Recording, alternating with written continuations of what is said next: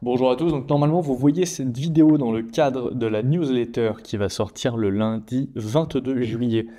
J'ai fait cette vidéo donc, qui est un format informel, j'en avais déjà fait une à l'époque, donc c'était disponible sur Loom et c'était pour la fonctionnalité d'ajout, enfin la fonctionnalité d'analyse fondamentale sur les actions. Et là, ça va être pour vous présenter la fonctionnalité, alors vous présenter en avant-première en tout cas la fonctionnalité de la nouvelle watchlist. Puisque vous allez voir, il y a pas mal de changements, notamment la possibilité de créer plusieurs watchlists. Enfin, vous avez été nombreux à me demander cette possibilité et moi-même également de mon côté en tant qu'utilisateur de l'application IQ Invest, puisque vous vous doutez bien que j'utilise personnellement toutes les fonctionnalités que je déploie sur l'application. Eh bien, moi aussi, j'avais besoin d'avoir plusieurs watchlists pour pouvoir segmenter mes investissements. Donc du coup, cette vidéo, je ne sais pas encore sous quel format elle va être disponible. Elle sera probablement sur YouTube, peut-être en non répertorié, et je la mettrai aussi peut-être également sur le site IQ Invest dans la rubrique Centre d'aide. Ok. Donc du coup, pour la watchlist, donc vous vous rappelez, vous avez la page ici watchlist dans le menu à gauche de l'application et également vous avez le centre d'aide ici en haut à droite qui est donc cette petite icône aide. Pour la watchlist, donc ça se présente à peu près de la même manière que la watchlist qu'on a aujourd'hui, sauf que ici vous voyez on a un nouveau menu déroulant watchlist. Alors là pour l'instant on n'en a qu'une et vous aussi par défaut vous arriverez avec une seule watchlist. Donc soit vous n'en avez pas déjà encore créé et elle sera vide, soit vous aviez déjà une watchlist qui fonctionnait sous l'ancien format, et dans ces cas-là, vous devriez retrouver toutes vos actions dans cette nouvelle watchlist. Je précise que si jamais il y a des problèmes de migration, l'ancienne watchlist sera conservée sous l'ancien format. Donc surtout si vous avez des problèmes de migration et que vous voyez qu'il y a eu un problème de transfert entre votre ancienne watchlist et le nouveau format, n'hésitez pas à m'écrire un mail. Comme d'habitude, donc l'adresse c'est hugo@iq-invest.fr. Vous l'avez également sur la page d'accueil ici.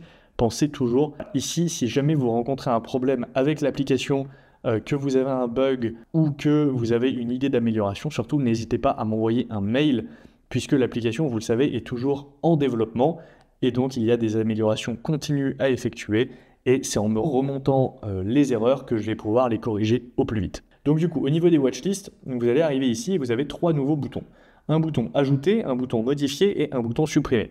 Donc si vous n'avez qu'une seule watchlist, il ne sera pas possible de la supprimer parce que vous avez toujours besoin d'avoir au moins une watchlist d'active. Okay, pour ajouter une watchlist, donc vous appuyez sur plus ici et vous pouvez tout simplement créer, on va dire par exemple à analyser, donc ça va être ma watchlist d'actions à analyser.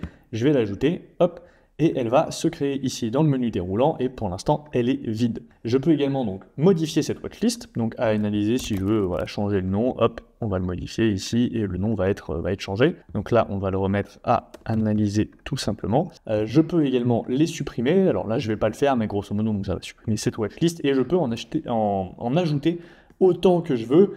Bon alors je sais pas dans quelle mesure vous aurez besoin d'en créer 20. Je pense que dans la majorité des cas, ça sera moins de 5. Moi, je sais que sur le compte, alors là, je suis sur un compte démo, mais sur le compte que j'utilise en perso, j'ai créé 3 watchlists. Donc, ma watchlist perso, ma watchlist d'actions mortes, entre guillemets, donc les actions que je ne suis plus, en tout cas que je ne veux pas renforcer, mais qui sont toujours dans mon portefeuille, et ma watchlist d'actions à analyser.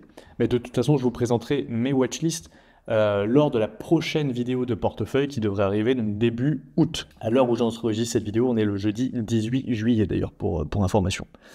Ensuite, comment ça se passe pour ajouter une action à la watchlist? Tout simplement, vous allez dans le screener, par exemple. Alors, vous le savez, hein, le screener est toujours un petit peu long à charger. Je vais travailler également prochainement sur l'amélioration des temps de chargement pour le screener. Tac, on va se mettre pour ne pas bien ranger. Hop, nickel.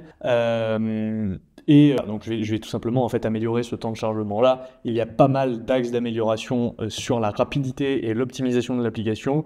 C'est des chantiers de fond qui prennent du temps, mais sur lesquels je vais travailler. Mais c'est toujours, vous savez, un compromis un peu délicat entre vous délivrer des nouvelles fonctionnalités qui vous apportent concrètement des nouvelles choses que vous pouvez utiliser au quotidien dans votre parcours d'investisseur, mais également travailler sur des chantiers un peu plus profonds dans l'app qui du coup ne se voient pas.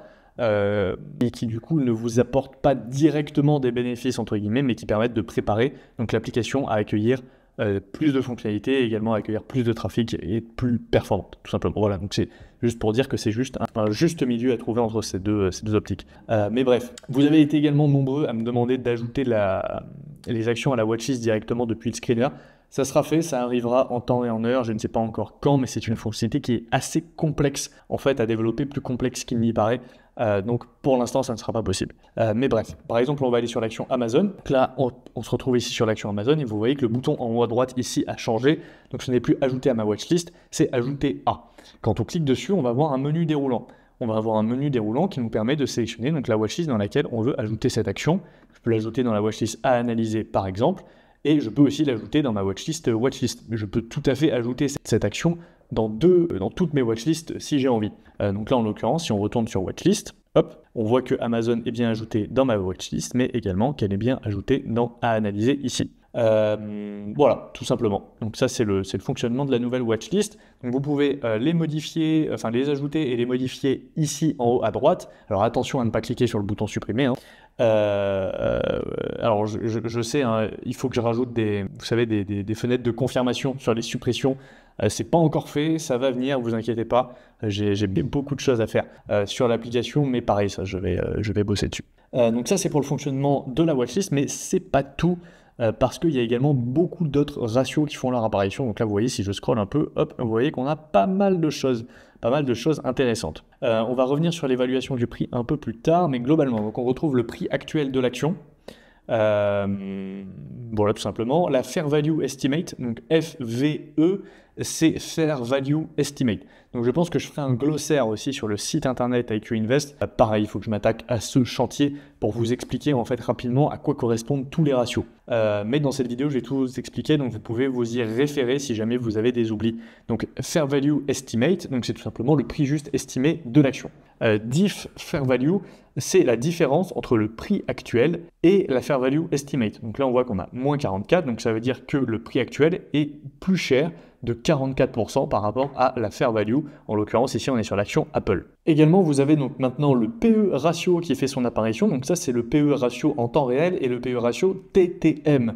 Donc qu'est-ce que veut dire TTM? Ça veut dire Trailing 12 Months. Donc en gros, c'est des 12 mois glissants. Donc en fait, TTM, ça va tout simplement prendre les 4 derniers trimestres glissants. C'est-à-dire que là, par exemple, on est en Q3. On est en Q3, et donc ça va prendre en fait le PE en prenant en compte les EPS de Q3, Q4 2023 et Q1, Q2 2024. Donc ça va prendre en fait les 4 derniers trimestres, ça va les additionner et ça va faire un EPS glissant qui va vous permettre d'avoir un PE ratio plus juste et plus actuel que si on prenait juste les EPS de l'année 2023. Donc voilà, bonne chose à savoir, le PE ratio ici est en TTM, donc Trailing 12 Months, et c'est d'ailleurs le cas pour tous les ratios. Le PE 10 ans, donc ça c'est tout simplement la moyenne historique, enfin la médiane historique sur les 10 dernières années du PE. Le PEG ratio, alors le PEG ratio, donc c'est tout simplement le PE ratio TTM divisé par la croissance, par le taux de croissance donc des EPS sur les 10 dernières années. Donc la médiane de croissance des EPS, donc des earnings per shares, sur les 10 dernières années. Ça nous donne le PEG ratio et c'est très intéressant pour comparer donc le PE par rapport à la croissance et au potentiel de croissance de l'entreprise. Donc si une entreprise a un PE de 20 et qu'elle a eu une croissance des EPS sur les 10 dernières années de 20% par an, elle aura un PEG de 1, donc ça veut dire qu'elle est probablement correctement pricée par rapport à son potentiel de croissance. Inversement, si elle a un PE de 10 mais qu'elle a de la croissance des EPS de 20, elle aura un PEG ratio de 0,5, donc ça veut dire qu'elle serait potentiellement très intéressante à acheter par rapport à son potentiel de croissance. Donc voilà, plus le PEG ratio est faible, mieux c'est. Ensuite, on a les EPS yield. Donc ça, en fait, c'est l'inverse du PE, c'est le pourcentage des earnings per shares par rapport au prix de l'action. Donc pour ça, en fait, on divise, au lieu de diviser donc le prix de l'action par les EPS, on divise les EPS par le prix de l'action et on multiplie par 100 et ça nous donne donc le yield des EPS, donc en fait le pourcentage d'EPS détenu par une action, voilà tout simplement. EPS yield 10 ans, donc c'est simplement la moyenne de détention, enfin la moyenne du yield des EPS sur les 10 dernières années. Et c'est d'ailleurs la médiane, pas la moyenne, à chaque fois je me trompe. Diff PE, donc là c'est la différence entre le PE actuel et le PE historique. Là on voit que le PE actuel est à 93% et 94,13% plus élevé que le PE historique. On a exactement ensuite la même chose pour les free cash flow. Donc le price to free cash flow, c'est le ratio de free cash flow par rapport au prix. Price to free cash flow 10 ans, c'est la moyenne, la médiane des price to free cash flow sur les 10 dernières années. Price to free cash flow growth, donc c'est l'équivalent du PEG, mais au lieu de prendre les EPS, on prend les free cash flow. Et les free cash flow yield, donc c'est exactement comme les EPS yield, mais pareil, au lieu de prendre les EPS, on prend les free cash flow. Donc moi, personnellement, d'ailleurs, je préfère toujours utiliser les free cash flow. Donc moi, j'utilise beaucoup le price to free cash flow growth et les free cash flow yield pour faire mes décisions d'achat et pour déterminer si une entreprise est sur ou sous-évaluée. Mais libre à vous, si vous êtes plutôt EPS ou plutôt free cash flow. Et la différence free cash flow, c'est la différence entre le price to free cash flow et le price to free cash flow historique. Et enfin, on a la même chose avec les dividendes. Donc on a le dividende yield actuel, donc tout simplement le pourcentage du dividende qu'on détient par rapport à une action. Donc ça, normalement, c'est un ratio que vous connaissez très bien. Et le dividende yield sur les 10 dernières années. Donc pareil, la médiane du dividende yield sur les 10 dernières années. Et on a pareil div qui est la différence entre les deux. Donc tout ça, ça vous permet d'avoir plusieurs méthodes différentes pour évaluer si une action est sur ou sous-évaluée. En sachant que ici, évaluation du prix, c'est une moyenne des 4 ratios de différence. Donc ça vous permet d'avoir une vision globale de quelle est l'action la plus correctement pricée en ce moment. Et on voit que ce serait ici, parmi ces 4, ça serait Amazon, étonnamment, qui serait la mieux pricée. Mais vous voyez que ça vient notamment de la différence entre le PE et le PE historique, et également price to free cash flow et le price to free cash flow historique. Donc potentiellement, Amazon serait, en tout cas des 4 actions ici, vous voyez, la plus intéressante à acheter. Donc moi, je vous conseille de trier rapidement la liste par évaluation du prix décroissante, enfin croissante du coup, pour avoir une visu des actions qui sont les plus intéressantes. Donc par exemple, n'allez pas acheter Apple en ce moment. Et ensuite, vous pouvez aller creuser un peu plus en détail en fonction des différents ratios pour voir et voilà, tout simplement. Donc ça, c'est toutes les améliorations qui sont arrivées sur la watchlist. Donc surtout, n'hésitez pas à répondre aux mails de newsletter que j'ai envoyé si vous avez des questions ou si vous avez des remarques. Et n'hésitez pas, comme d'habitude, je vous le répète, à m'envoyer un message ici, hugo@iq-invest.fr. Vous pouvez directement cliquer sur le mail pour m'envoyer un mail. Et j'essaye de répondre à tous les messages. J'y réponds pas forcément dans la journée ou le lendemain. Ça peut mettre une semaine ou plus, ça dépend. Mais j'essaie vraiment de répondre à tous les messages. C'est juste que ça prend du temps parce que parfois on en a pas mal, notamment sur Instagram. Je sais que je reçois pas mal de messages. Donc vous pouvez également, au lieu de m'écrire par email, m'écrire sur Instagram. D'ailleurs, si c'est plus simple pour vous, je réponds aussi à tous les messages sur Instagram. Voilà, on a fini pour cette petite mise à jour. Et moi, je vous dis, je vous souhaite bonne utilisation de l'application IQ Invest et j'espère que vous allez kiffer cette nouvelle mise à jour et que le multi-watchlist va vous être utile. Et je vous dis à plus. Ciao.